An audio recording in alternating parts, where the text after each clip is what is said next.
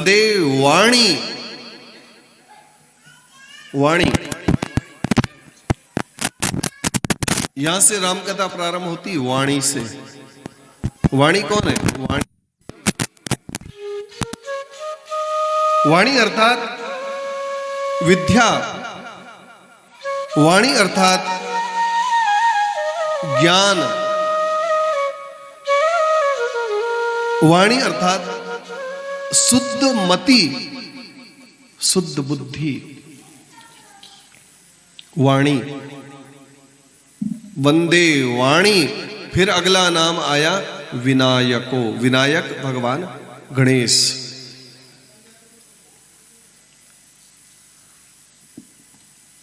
वाणी के लिए कहा जाता है, हमारे संत कहते हैं, जिसकी वाणी निर्मल होती है भगवान उसके हृदय में आते हैं।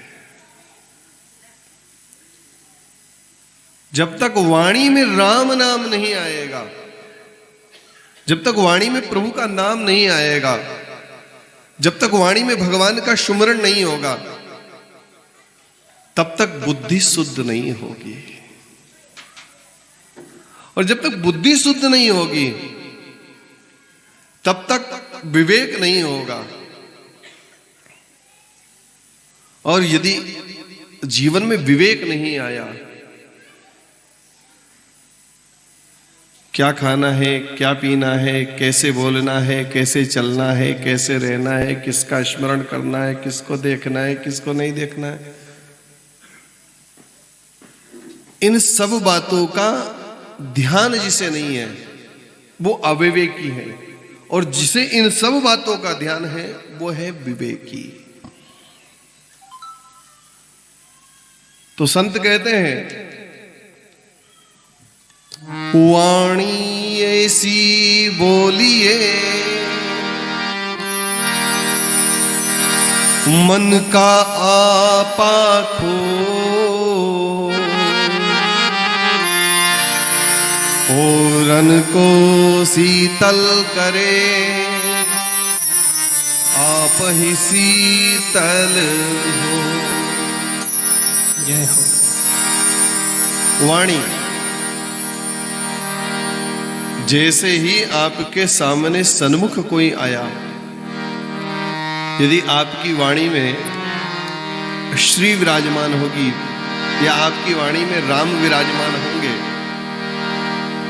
तो आने वाले को अपने आप हर्ष होगा, प्रेम होगा।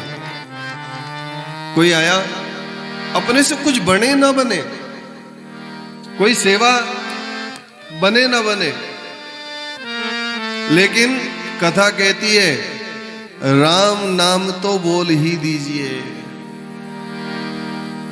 एक नाम, क्या? जय श्री राम। कथा कहां से प्रारंभ होती है? इसी वाणी से, इस जिह्वा से। वाणी कहां है? जीव में। और राम कथा वाणी से प्रारंभ हुई है, ध्यान रखना। बाद में गणेश जी की वंदना करी, अर्थात जिसकी वाणी निर्मल है, पानी पियो छान कर,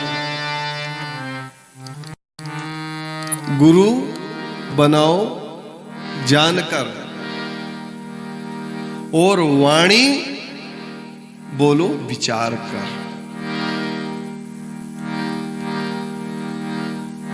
सरस्वती जी की वंदना का कारण वर्णामति, अक्षरों के अनेक प्रकार के अर्थों के जो समूह हैं, उनके मिलाप और श्रृंगार, नवरस तथा अनेक प्रकार के छंद और सब प्रकार के मंगल करने वाले गणेश जी और माता सरस्वती की मैं वंदना करता हूं। तुलसीदास जी महाराज इस प्रकार माता सरस्वती की और गणेश जी की वंदना करते हैं, क्योंकि बोलने की शक्ति तो सरस्वती ही देती है, लिखने की शक्ति तो सरस्वती ही देती है, और जिसके हृदय में, जिसकी वाणी पर शुभ सरस्वती विराजमान होती है, उसकी सदैव विजयते, उसकी सदा विजय होती है।